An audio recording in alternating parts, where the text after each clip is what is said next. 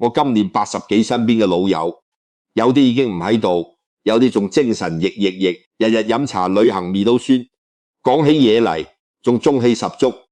同一個年代出世，同一間學校畢業，同一個時代捱過你，捱過60、70年代嘅艱難，捱過80、90年代嘅打拼，點解到咗呢個歲數，命運會分得咁開？有啲人80幾仲行得喐得記性清晰，見到後生仔都話：你哋而家真係好命。有啲人60幾就開始行路，要人扶記性，一年不如一年，成日對住個電視發呆。呢個分別唔係一朝一夕嘅事，而係喺65到75嗰10年已經悄悄種低咗個因。如果你今年仲未到65，恭喜你，你仲有時間試部署。如果你已經過咗65，更加要睇落去，因為你今日嘅每一個決定，會直接決定你80歲嗰陣係坐喺茶樓同人講古仔，定係坐喺屋企俾電視睇返你轉頭，先俾個讚我呢篇文章收埋佢，當係俾自己一個承諾。2年後再拎出嚟睇，你會多謝今日嘅自己。我諗咗好耐，都問過唔少醫生朋友，佢哋話65到75呢10年係一個人一生入面最關鍵嘅10年，身體嘅器官開始緩緩衰退，但仲未去到力不從心嗰個地步過得好，你嘅身體會落定一個穩陣嘅根基，撐得起之後嘅20年。過得唔好之後嘅路會越行越辛苦，一年差過一年，呢個講法其實唔係咩新鮮嘅醫學發現，已經幾千年前已經講過。你唔使睇醫學報告，翻開易經頭2卦乾卦同坤卦，你就會明。我依家話俾你聽呢2件事，我點樣睇住身邊嘅人，一個做到，一個做唔到，佢哋嘅晚年行出咗完全唔同嘅路。你聽完可能都會想起自己身邊有冇呢2種人。易經第1卦乾卦講嘅係天，天點運行，日出日落4季交替，春夏秋冬，年復一整從你冇停過一日。太陽唔會話今日唞日唔升起，四季亦唔會話今年跳過秋天。所以有句話叫天行健，君子自強不息。於是君子做人要好似天一樣，唔可以停低，要不斷向前，不斷運轉。好多人一聽到自強不息，就以為係後生仔嘅事，同退咗休嘅自己冇關係。我有個老友叫白全，我哋相識咗成40年以前，佢做貿易生意，成日周圍飛人又爽朗，識講又識笑，飲茶台上通常都係佢做主角。退休嗰年，佢成日話捱咗成世，而家終於可以乜都唔理，唞返舊本。佢真係做到乜都唔理，屋企電視日日開朝早，開到夜晚，成日瞓喺梳化度，連茶都玩得出街話，叫外賣送到來仲方便過行出去。頭1、2年佢話幾寫意，成日話呢個先係人生。但我留意到佢越嚟越少出聲。以前飲茶佢係主角，成枱人聽佢講古仔，後尾佢由主角變成觀眾，成日就係哦係咯係咩，成個人好似冇晒火。有次一齊食飯，佢連間茶樓叫咩名都諗唔起，要諗好耐，仲要問我哋呢間叫咩嚟㗎？我哋成日嚟嘅嗰間。我哋望住佢一時都唔知點答，佢自己都覺得奇怪。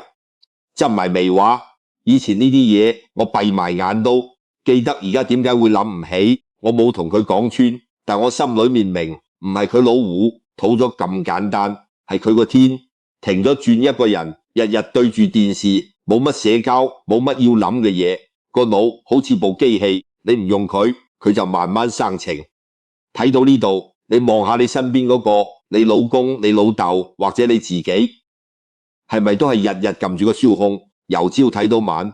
如果你心入面即刻浮現咗一個人嘅樣，唔好急住走喺下面啊，留個睇緊提自己。呢篇文要睇到尾，因為白全嘅下場可能就係你或者你至親嘅下場。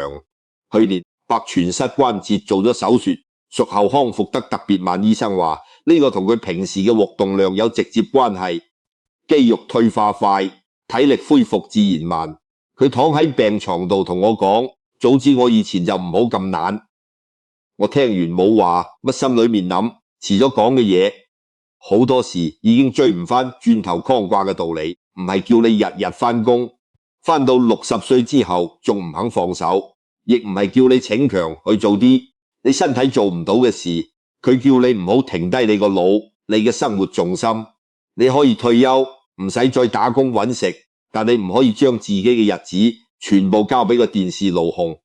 我70歲嗰陣開始學書法腦，實講第一年寫得好核突，手震字歪歪斜斜，成隻字好似跌落水度咁。有次仲喺同輩面前俾人笑，你呢隻字好似隻雞喺度爬咁，你確定係你自己寫㗎？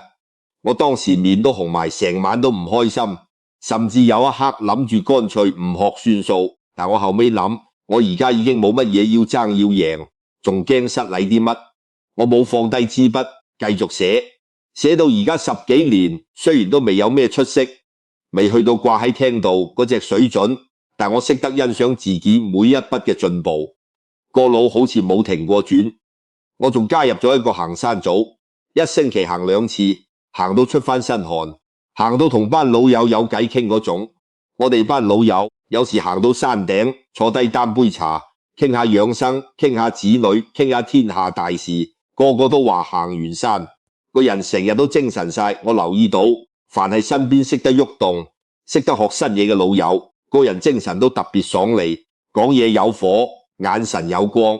反而長期困喺屋企，日日對住電視嗰啲，衰老得特別快，見一次面老一次。呢個唔係我一個人嘅觀察，我留意過至少7、8個老友嘅例子，都係咁樣嘅走向。自強不息4個字，唔係叫你去逞強，而係叫你唔好放棄自己個生命嘅節奏。你個身你個腦就好似天一樣，日日行日日轉，冇停低嘅。唔係年紀，而係你自己個決定已經。第二卦坤卦講嘅係大地承載萬物，唔理你係垃圾定係花朵，係香花定係毒草，佢都一樣容納，唔會感覺，亦唔會反抗。所以有句話叫地勢坤，君子以厚德載物，意思係君子做人又好似大地一樣，有寬廣嘅胸襟，用得低唔如意嘅事，用得低唔啱心水嘅人。我有個老友叫劉太，同個媳婦嗰段婆媳關係一直唔多好，從婆媳本身性格就唔啱，一個心直口快，一個內腎敏感，摩擦難免。要一年新年，因為一件屋企樓事，我到而家都唔記得原因具體係乜，好似係關於鬥利是嘅規矩，定係年夜飯煮咩餸嗰類事。兩個人講咗幾句重話，越講越僵。劉太一嬲，成3年冇同個媳婦講過一句話，逢年過節寧願自己一個食飯，都唔肯行埋去傾，連個孫都少見咗好多呢3年。劉太成日同我哋班老友抱怨，講嗰件事講到爛，我哋聽咗都聽到識背。每次講完佢都話自己唔忿氣，話係佢先唔啱。我點解要低頭？我哋有時想勸佢，佢就話你哋唔明，我呢啖氣係為咗爭翻個道理。我睇住佢血壓由一開始正常，慢慢升到要日日食藥。有次仲喺街市度，突然間頭暈，眼前一黑跌坐喺度，幸好有街坊即時幫手叫白車送咗去醫院，話係血壓飆升，幾乎中風，喺醫院住咗成個禮拜。醫生同佢講，情緒同心血管嘅關係好直接，長期積住怨氣，成日諗住嗰件唔開心嘅事，對心臟嘅負擔唔會細過食得太鹹太油。醫生仲話咗一句，我到而家都記得，你嘅血管唔識分邊個啱邊個錯，佢淨係識得你嬲佢就緊緊。劉太出院之後，我去探佢，佢躺喺床度望住天花，靜咗好耐，然後同我講咗一句，我諗嚟諗去，其實嗰件事而家我都記唔清邊個先講錯，但我呢幾年嘅血壓，我呢次入院就係為咗嗰句我都記唔清嘅嘢好西翻嚟嘅。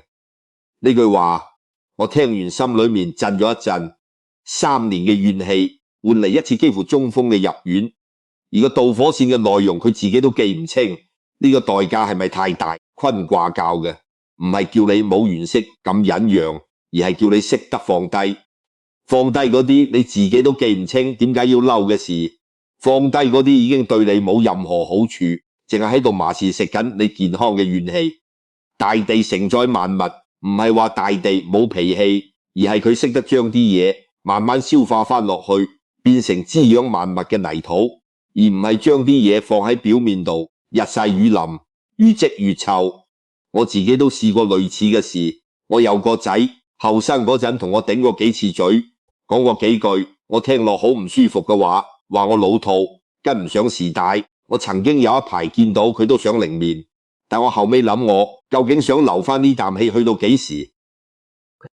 後生仔衝口而出，可能過咗幾日，自己都唔記得講過乜，反而係我日日對住嗰句說話翻嚟覆去咁諗，先係真正嘅輸家。我後尾學識一樣嘢，你可以唔認同，你可以唔開心，但唔使將呢啲情緒長期擺喺個心度發酵。原來唔一定係為咗對方，好多時係為咗自己嗰副心臟嗰條血管。你嬲一日，你嘅血壓可能都跟住高一日；你嬲一年，你嘅身體可能就要用幾年去補翻嗰個代價。講到呢度，我要問你一個問題：你心裏面有冇一個你到而家都未放低嘅人？一件事、一句說話、一個人，你收埋咗幾多年？3年、5年定係10年？你知唔知？你呢幾年嘅失眠、頭痛、血壓高，可能就係呢筆舊債嘅利息。如果你覺得呢段說話係講緊你，喺下面留言話我知。你放低咗未？定係仲揸實唔放？寫出嚟嘅一刻就係你放低嘅第一步。唔好睇完就算留一句言當係俾自己一個交代。我喺度等你呢兩件事一動一靜，一個叫你唔好停低個腦個身，一個叫你唔好積住個心。乾坤兩卦係易經嘅頭兩卦，天地陰陽缺一不可。你淨係識得自強不息，冇識得厚德載物，你會活得好拼搏，成日喐動，成日學嘢，但心裏面積住怨氣，一樣會拖冧個身。你淨係識得包容忍讓，凡事都唔計較，冇識得動，你會活得好平和，但個人會慢慢冇晒生氣，個腦慢慢馳弄。好似白泉咁好人好姐，但已經冇晒火。要兩樣一齊做到，先夠天冇地，萬物冇處安身；地冇天，萬物冇氣可生。你個人一樣道理，冇動力會扭，冇度量個心會病。我望住白泉同劉太嘅路，再望翻自己，我明白一樣嘢：長壽從來唔係靠運氣，亦唔淨係靠食得健康、瞓得夠。呢啲固然重要，但真正嘅根基係你點樣對待自己每一日嘅生活節奏，同埋你點樣安放自己個心裏面嘅怨氣。一個喐動嘅身配一顆寬廣嘅心，兩樣加埋先係真正嘅養生之道。65到75呢10年你仲有力，仲有選擇。你今日揀嘅路唔會即刻見到效果，但10年之後佢會決定你係精神奕奕咁行去90幾歲，定係一日日困喺個沙發，又或者一日日困喺個怨氣入面，等啲小病慢慢變大病。我唔係寫呢篇文嚟打發時間嘅，我今年80幾，我用咗大半世嘅觀察，加埋2個老友嘅親身教訓，先寫得出呢篇文章。如果你睇到呢度覺得有用，你要做3件事。第一，俾個讚呢篇文，唔係為咗我，係為咗提你自己。你今日認同嘅道理，唔好聽日就唔記得。讚咗佢，佢會留喺你嘅記錄度，第時可以揾翻出嚟睇。你呢一刻嘅一個讚，係同自己講：我收到呢個道理啦，我會記住。第二，訂閱我呢個頻道，我唔會日日同你講廢話，但我會用我呢對80幾歲嘅眼，繼續同你睇盡身邊人嘅故事，提點你一啲書本唔會教嘅養生道理。你呢一刻唔撳訂閱，轉個頭，演算法就唔會再推薦我嘅文俾你，你同我嘅緣分可能就斷喺呢度。你覺得可惜嗎？如果覺得可惜，而家就撳落去。第3，留言話我知，你屋企有冇一位好似白泉咁，退休之後成日對住電視，個人越嚟越少出聲？又有冇一位好似劉太咁，為咗一件事怨咗好多年都未放低，寫出嚟唔單止係同我分享，更加係俾你自己一個提醒。睇清楚身邊人嘅路，你先會識得揀自己嘅路。我呢個80幾歲嘅老人家都願意坐喺度打咁大篇文同你分享。你喐一喐手指頭，俾個讚，留個言訂閱埋，不過係幾秒鐘嘅事。但你唔做，下次再想睇到呢啲文，可能就冇機會啦。你揀啦，我喺留言區等你。